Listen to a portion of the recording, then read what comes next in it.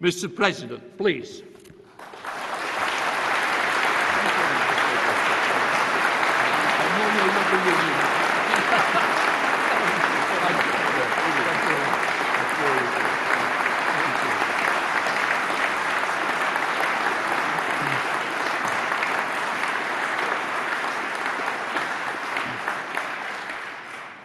Mr. Prime Minister, Madam, Honourable Ministers, Mr. Speaker, Lord Speaker, Honourable Members of Parliament, Members of the House of Lords, ladies and gentlemen.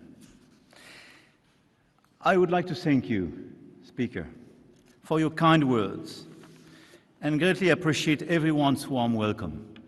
On behalf of my wife Bridget and myself and my whole delegation, thank you very much for that. And it is a very great honour to speak before the two houses of the British Parliament, a place composed of both a high chamber and a low chamber, a place of history bygone and history in the making, a place where modern democracy emerged and the principles of democratic representation and consent were born. In making its own rules, your great people has inspired among the rest of the world, and in particular my compatriots, who regard you with respect, with more than a bit of admiration. In France, Montesquieu and Rousseau drew from the works of Locke to such an extent that the Lettres philosophiques by Rousseau are often referred to as letters on the English in my country. But please, do not misunderstand me. I'm not going so far as to say that England gave birth to the French Revolution. However, I have to confess that we love monarchy, but especially when it's not at home. But I really believe that from the Magna Carta to America's Declaration of Independence in 1776 and France's Declaration of the Rights of Man and Citizen in 1789, a same pathway emerged towards democratic order and the rule of law. And so many times, this shared path was forged in the brotherhood of arms. So many times it followed the small trails of the Ardennes and the Vosges mountains under the hail of German bullets from 1914 to 1918. So many times it almost veered off course, taken up by our common ancestors, reconquering the Normandy coast inch by inch under the glaring sun of June 1944. And I would like to thank Prime Minister Starmer, dear Keir, for attending the ceremonies of the 11th of November last year, honoring our fallen soldiers, the British Red Poppy alongside the Bleuet de France, becoming the first British head of government to spend Armistice Day in Paris in 80 years. Thank you.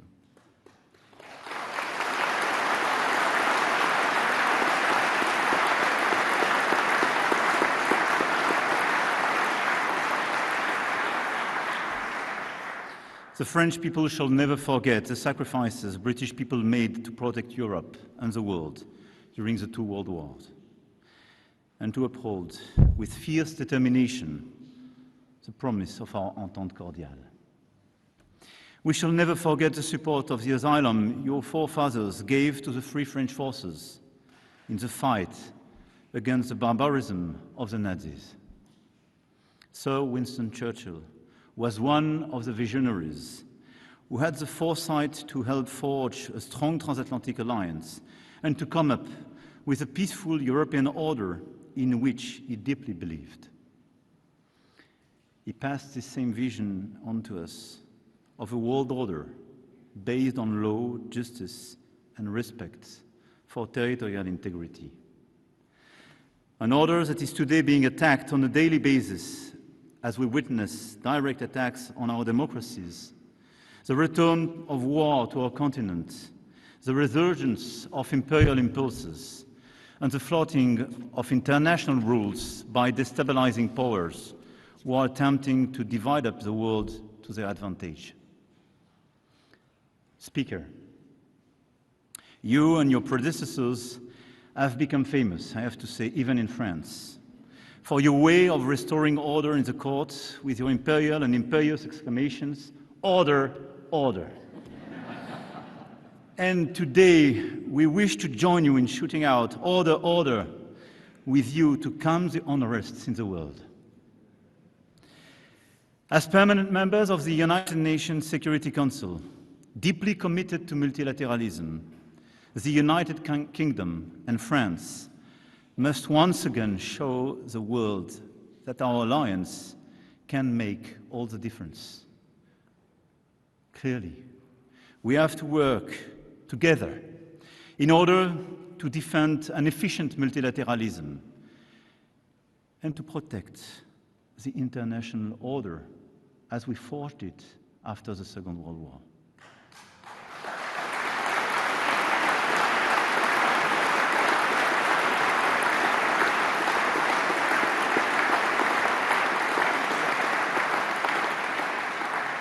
And first, in supporting Ukraine, which has been illegally attacked, by both rallying the support of Europeans and coordinating with the Americans to create the necessary conditions for a robust and solid, lasting peace.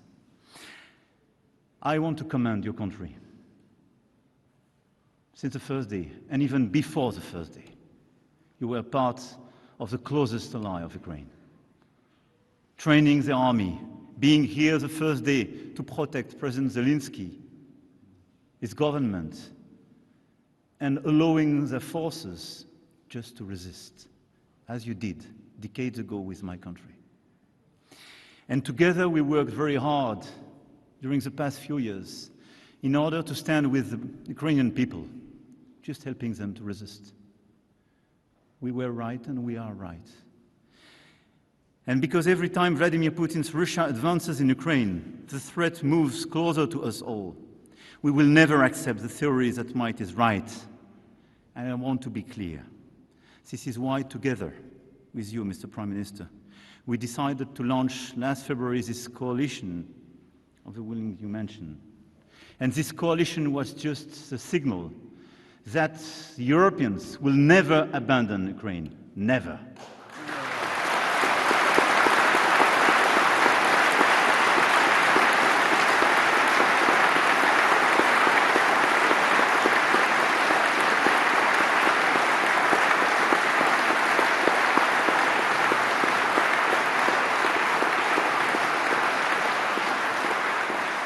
And whatever the decisions could be elsewhere, we will fight till the very last minute in order to get the ceasefire, in order to start the negotiations to build this robust and sustainable peace.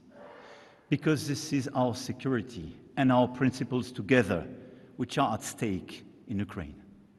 This is the possibility of a Europe in peace.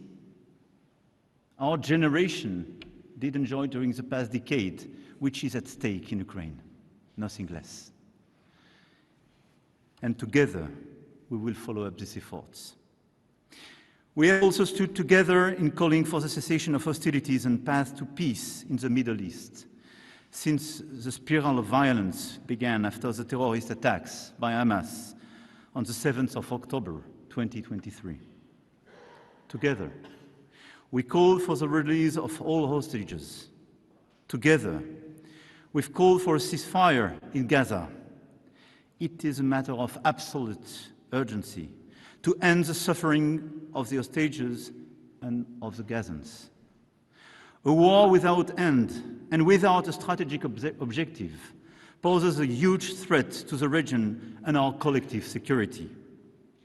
Today, a dehumanization is occurring there that can never be justified.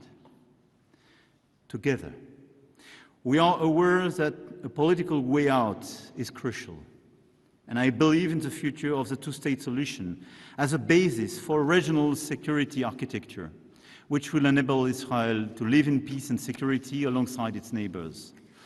But I want to be clear. Calling today for a ceasefire in Gaza without any condition is just telling to the rest of the world that for us as Europeans, there is no double standard. And as we are attached to human lives, as we are attached to territorial integrity, we want a ceasefire. No discussion. And today, working together in order to recognize the state of Palestine and to initiate this political momentum is the only path to peace.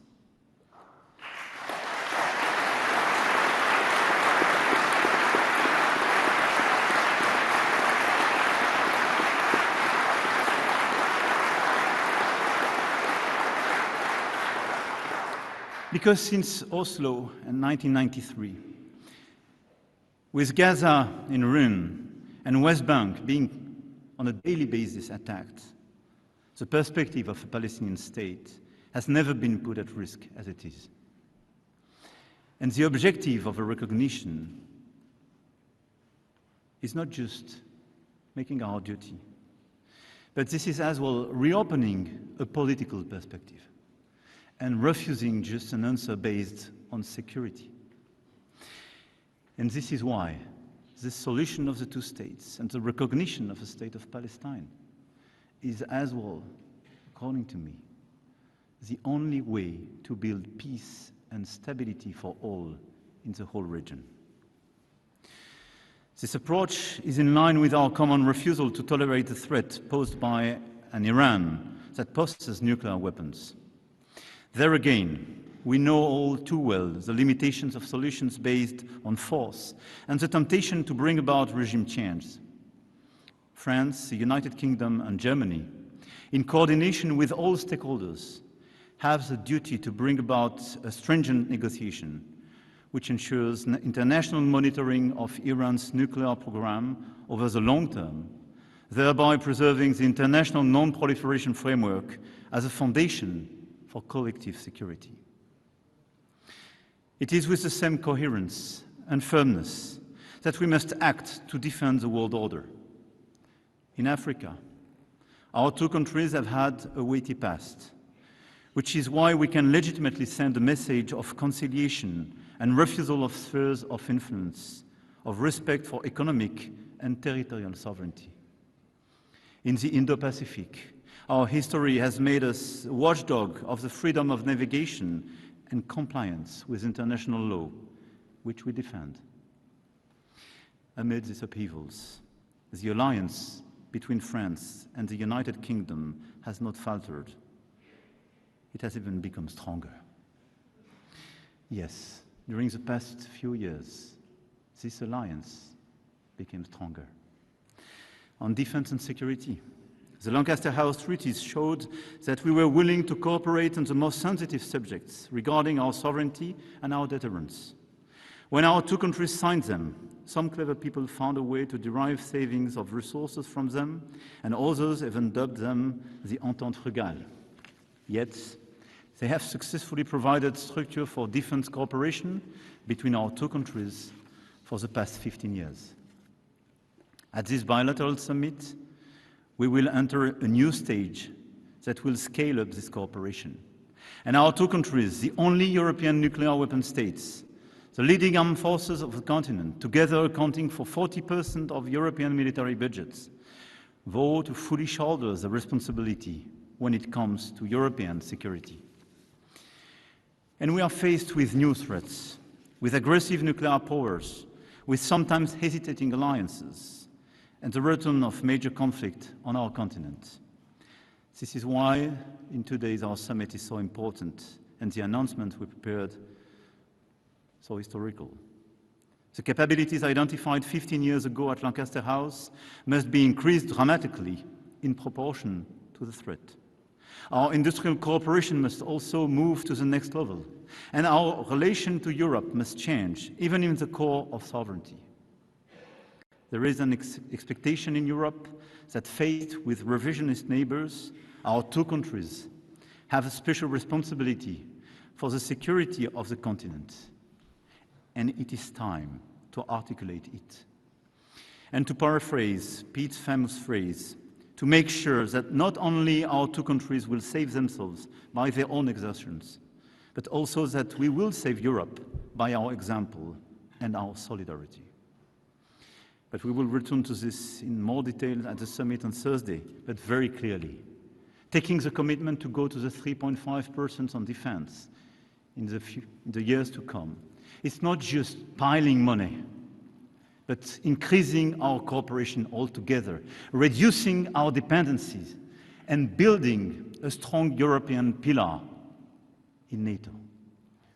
We have to work together to cooperate as we did a few years ago in Sahel, shoulder to shoulder.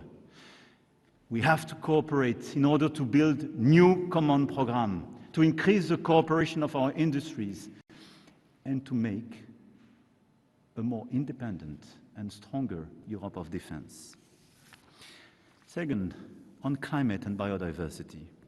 Together we commit to the planet in the face of the new league of international reactionaries who deny science and facts.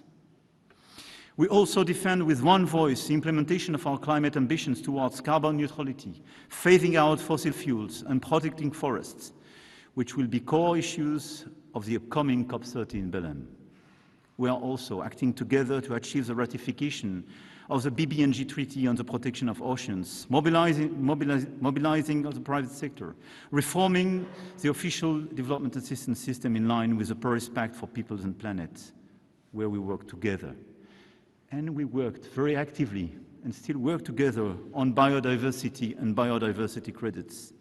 The report we commissioned together as Franco-British during King Charles' state visit to France is not just excellent, but we endorse it and we will implement it.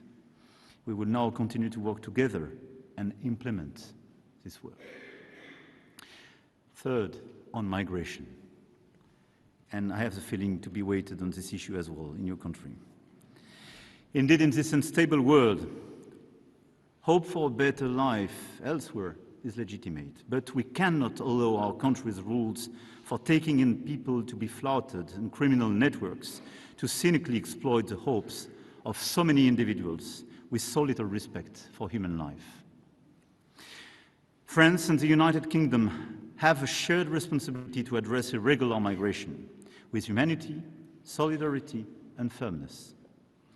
The decisions that we will take at our bilateral summit will respond to our aims for cooperation and tangible results on these major issues. Very clearly, we task our Minister of Domestic Affairs to work very closely together, and I want to salute the very close coordination and cooperation. But our objective, very clearly, is to have the best ever cooperation between our two countries in order to fix today what is a burden for our two countries. But let me remind as well, as we are making these bilateral efforts, as we are stepping up the level of our cooperation, a third of the people entering illegally into the Schengen area attempt to cross the channel. And we will only arrive at a lasting and effective solution with as well the action at the European level and the cooperation, especially of the countries of first entry on the European soil, by continuing to work with the countries of departure and transit of global migration routes, and as well by addressing pull factors. But let's be clear, we will deliver together because this issue is a clear issue for our two countries. Fourth, on economy.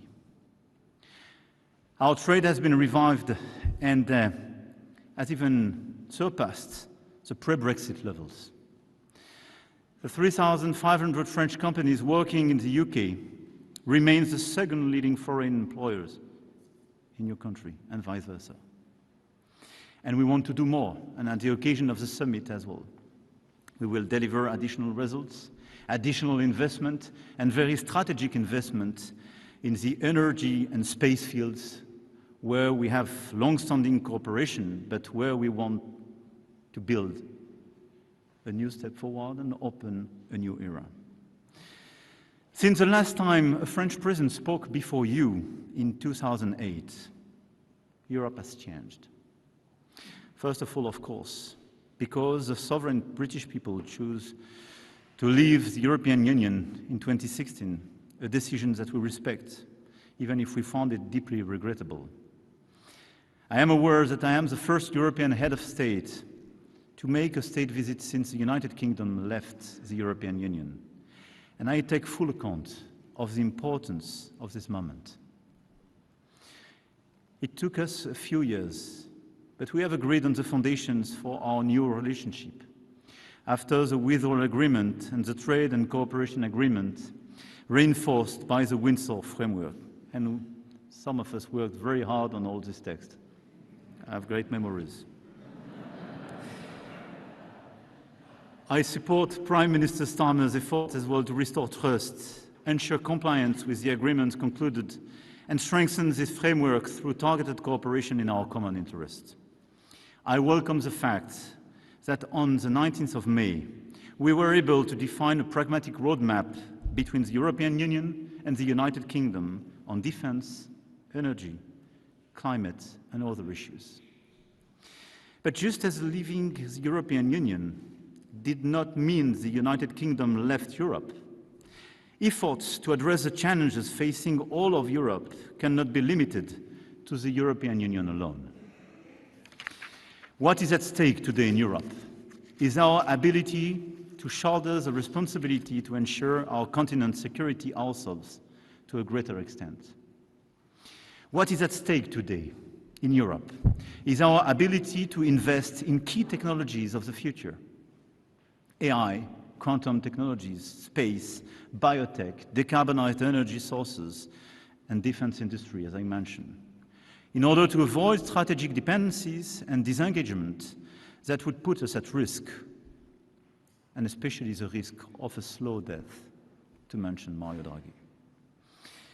Indeed, we have to de-risk our economies and our societies, first from the risk of the lack of innovation, and this is what we experienced during the past decade if we compare our countries with the United States. But we will have as well to de-risk our two countries for the excessive dependencies on both the US and China. I do not put a sign equal between China and the US. We have a strong ally on one side, and a challenger, sometimes a partner when we speak about climate change with China. But let's be realistic. If the Europeans, if the United Kingdom and France do not work together in order to build solid value chain, in order to reduce our dependencies on these critical areas I mentioned, if we still depend on both China and the US, I think we have a clear view of our future and the future of our children. On one side, overcapacities and over-subsidies are clear threats of a fair trade, and they are destabilizing a lot of value chain and creating new dependencies.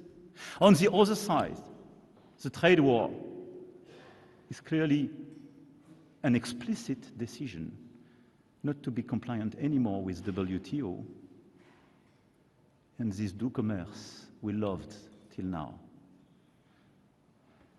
We have no other choice if we want to be lucid, if we want to build a sustainable future for all children, to de-risk our economies and our societies from these dual dependencies. We want an open world. We want to cooperate, but not to depend. And each time we depend, each time we are not able to stand up and decide and agree to disagree, this is the beginning of our problem. We are in this situation. This is why we have to work very hard together on this technological and economic field in order to strengthen our value chains together and reduce these dependencies.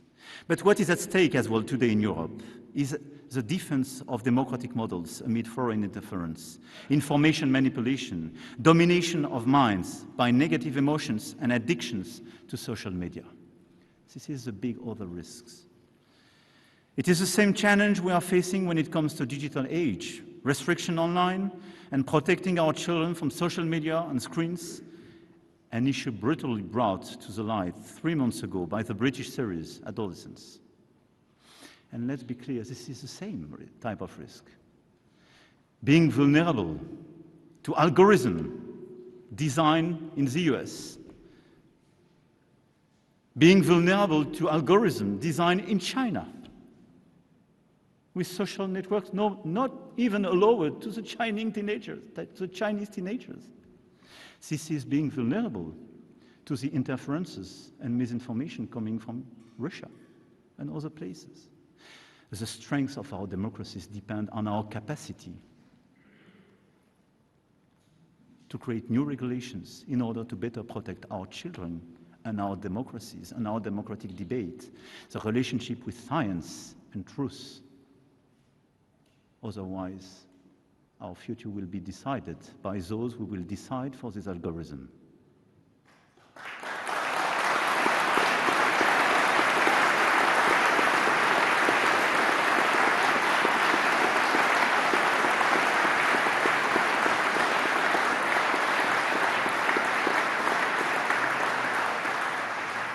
Our two countries are among the oldest sovereign nations in Europe. And sovereignty means a lot to both of us. And everything I referred to was about sovereignty. Deciding for ourselves, choosing our technologies, our economy, deciding our diplomacy, and deciding the content we want to share, and the ideas we want to share, and the controversies we want to share. Even though it is not part of the European Union, the United Kingdom cannot stay on the sidelines, because defense and security, competitiveness, democracy, the very core of our identity, are connected across Europe as a continent.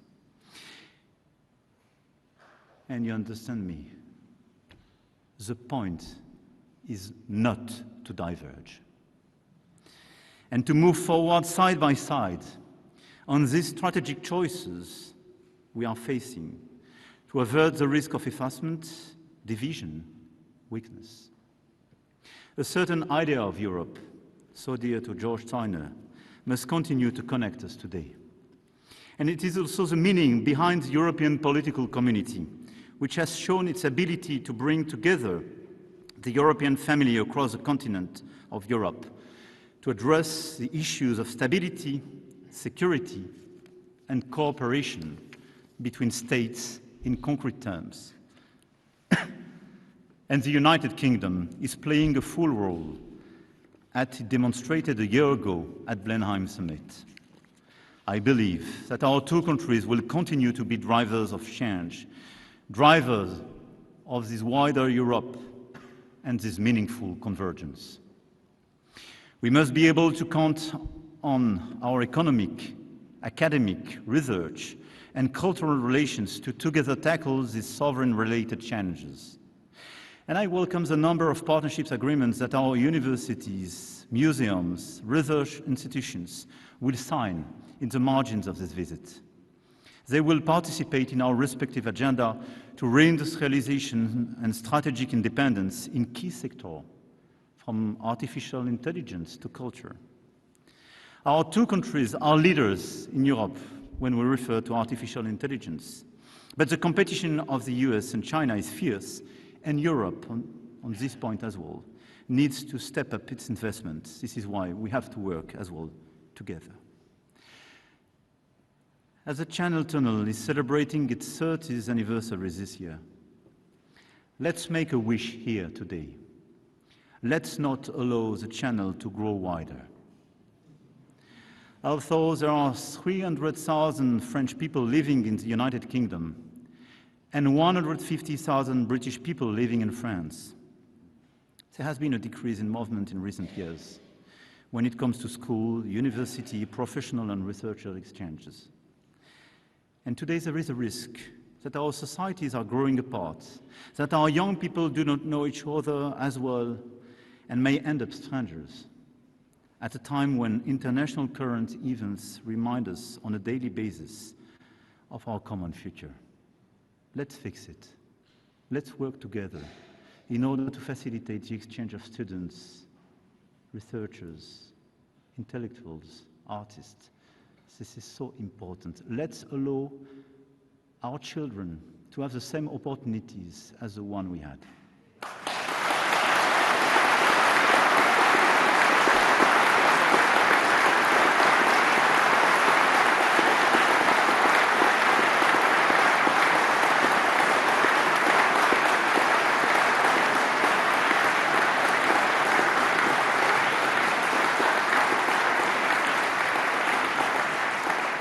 Members of Parliament, my lords, tomorrow at the British Museum, we will officially announce an historical exchange.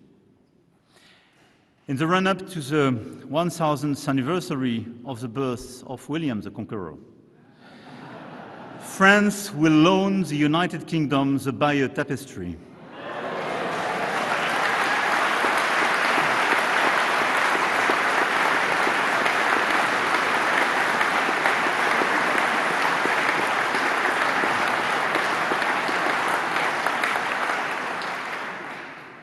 I have to say, it took probably more years to deliver this project than all the Brexit texts. Because we launched it together with Prime Minister Theresa May at that time, during not a state visit, but a summit a few years ago. But at the end of the day, we did it. And the tapestry will be displayed in London, while the National Museums of Rouen and Caen will receive the Sutton Hoo treasure on loan. And I think these mutual loans of these extraordinary national treasures will involve fascinating human exchanges, which will certainly be positive for our future in terms of culture. And let's see this exchange happening between summer 26 and summer 27 as the beginning of this new era of exchange and the reopening of these mutual movements. The times of William the Conqueror are over, happily. And the roles of charging cavalry as well. Our Entente Cordiale, sealed 126 years ago, has enabled our countries to bring their futures closer to protect Europe's strategic balances and to enter into an era of cooperation and competition, replacing our battlefields with football and rugby fields, as you mentioned. At the invitation of His Majesty, King Charles III, whom I should like to thank for his hospitality and his long-standing, very special relationship with my country, I came here today to renew the French people's message of friendship and fraternity. Yes, finally we meet again. And let's be sure that we will meet again for years and decades. Because we are linked by our geography, by our past, but we are linked by our common future. And the only way to overcome the challenges we have, the challenges of our times, will be to go together, hand in hand, shoulder to shoulder. This is our common destiny. Long live our France-United Kingdom friendship. Long live the United Kingdom. Long live France.